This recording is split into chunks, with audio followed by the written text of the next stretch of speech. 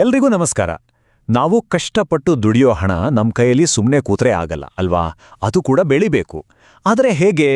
ಅದರಲ್ಲೂ fixed deposit, recurring deposit, ಇವೆರಡರಲ್ಲಿ 2026ಕ್ಕೆ ಯಾವುದು best? ಬನ್ನಿ, ಇವತ್ತು ಈ ಗೊಂದಲಕ್ಕೆ ಒಂದು ಸ್ಪಷ್ಟ ಉತ್ತರ ಕಂಡಿಡಿಯೋಣ.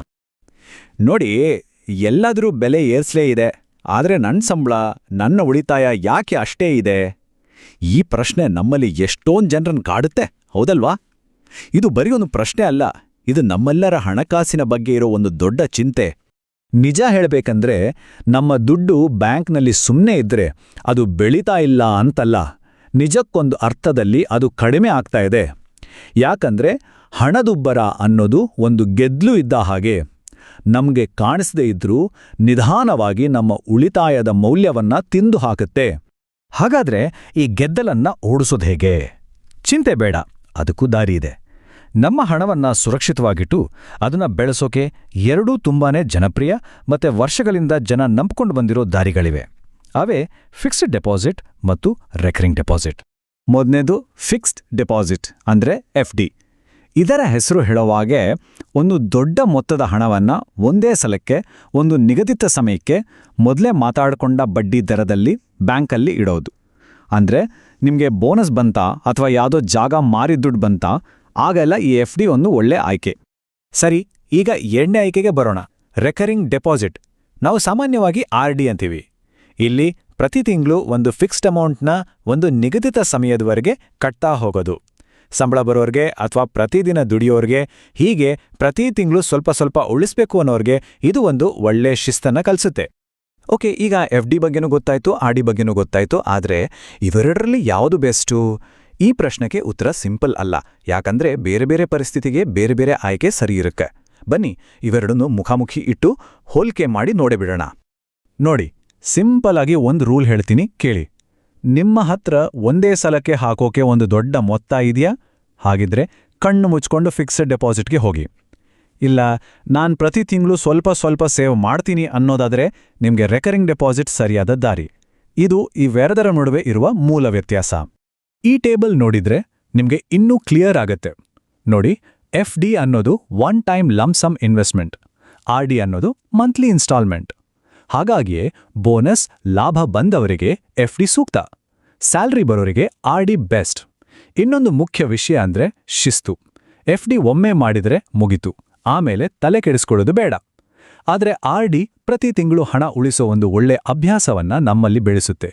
ಹಾಗಾದ್ರೆ ಯಾಕೆ ಎರಡರಲ್ಲೂ ಬರೋ ರಿಟರ್ನ್ಸ್ ಬೇರೆ ಬೇರೆ ಇರುತ್ತೆ? ಯಾಕೆ FDಯಲ್ಲಿ ಜಾಸ್ತಿ ದುಡ್ಡು ಬರುತ್ತೆ? ಇದರ ಹಿಂದಿರೋ ಮ್ಯಾಜಿಕ್ ಅಂದ್ರೆ ಚಕ್ರ ಬಡ್ಡಿ. FDಯಲ್ಲಿ ನೀವಿಟ್ಟಿರೋ ಪೂರ್ತಿ ದುಡ್ಡಿಗೆ ಮೊದಲನೇ ದಿನದಿಂದಲೇ ಬಡ್ಡಿ ಶುರುವಾಗುತ್ತೆ. ಇದೇ ಅದರ ದೊಡ್ಡ ಪ್ಲಸ್ ಪಾಯಿಂಟ್. ಒಂದು ಉದಾಹರಣೆ ನೋಡಿದ್ರೆ ಈ ವ್ಯತ್ಯಾಸ ಚೆನ್ನಾಗಿ ಅರ್ಥ ಆಗುತ್ತೆ. ಅಂದ್ಕೊಳ್ಳಿ, 1,20,000 ರೂಪಾಯಿಯನ್ನ 7% ಬಡ್ಡಿ ದರದಲ್ಲಿ ಒಂದು ವರ್ಷಕ್ಕೆ ಇಡ್ತೀರಾ.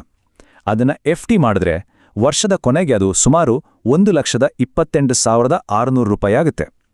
ಅದೇ 1,20,000ವನ್ನ ಪ್ರತಿ ತಿಂಗಳು 10,000ದಂತೆ RDಯಲ್ಲಿ ಕಟ್ಟಿದ್ರೆ ಅದು 1,24,600 ರೂಪಾಯಿ ಅಷ್ಟೇ ಆಗುತ್ತೆ. ನೋಡಿದ್ರ ವ್ಯತ್ಯಾಸ? ಯಾಕಂದ್ರೆ FDಯಲ್ಲಿ ಪೂರ್ತಿ ದುಡ್ಡು ಮೊದಲನೇ ದಿನದಿಂದಾನೇ ಕೆಲಸ ಶುರು ಮಾಡುತ್ತೆ. ಸರಿ, ಈಗ FD ಮಾಡಬೇಕಾ RD ಮಾಡಬೇಕಾ ಅನ್ನೋದು ಒಂದು ಹಂತಕ್ಕೆ ಬಂತು. ಆದ್ರೆ ದುಡ್ಡು ಹಾಕೋ ಮುಂಚೆ ಕೆಲವು ತುಂಬಾನೇ ಮುಖ್ಯವಾದ ನಿಯಮಗಳನ್ನು ನಾವು ತಿಳ್ಕೊಳ್ಳೇಬೇಕು. ಈ ಸಂಖ್ಯೆ, ಇದನ್ನ ಚೆನ್ನಾಗಿ ನೆನ್ಪಿಟ್ಕೊಳ್ಳಿ, 5 ಲಕ್ಷ ರೂಪಾಯಿ.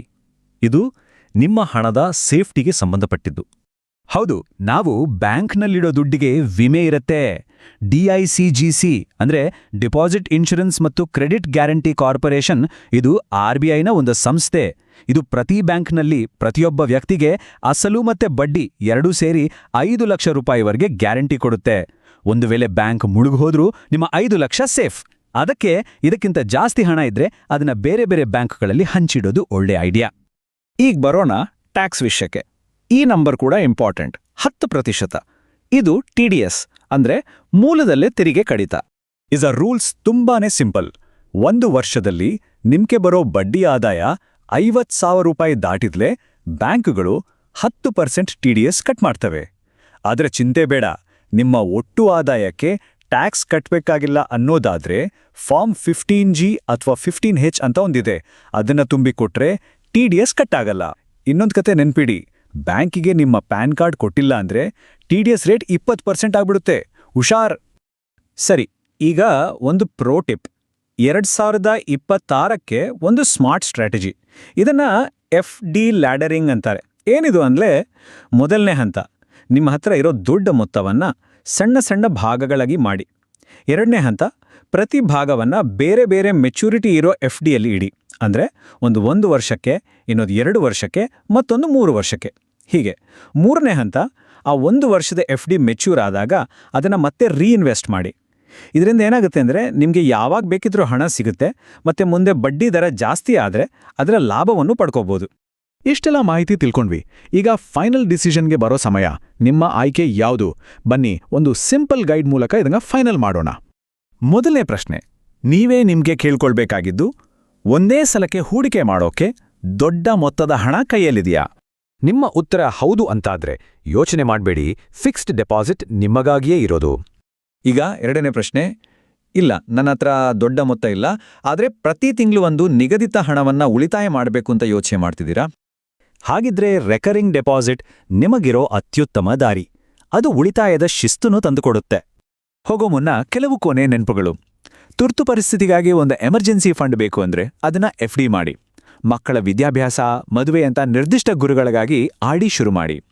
ಕೇವಲ ಇವೆರಡಕ್ಕೆ ಸೀಮಿತ ಆಗಬೇಡಿ. ಮ್ಯೂಚುವಲ್ ಫಂಡ್ಗಳಂತ ಬೇರೆ ಆಯ್ಕೆಗಳನ್ನು ನೋಡಿ.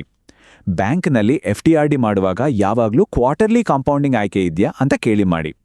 ಮತ್ತು ಮರಿದೆ, ನಿಮ್ಮ ಬ್ಯಾಂಕ್ ಸ್ಟೇಟ್ಮೆಂಟ್ಗಳನ್ನು ಆಗಾಗ ಚೆಕ್ ಮಾಡ್ತಾ ಇರಿ. ಈ ಎಲ್ಲ ಮಾಹಿತಿ ಕೇಳಿದ್ಮೇಲೆ ಕೊನೆಯದಾಗಿ ಈ ಪ್ರಶ್ನೆಗೆ ಉತ್ತರ ಹುಡುಕಿ.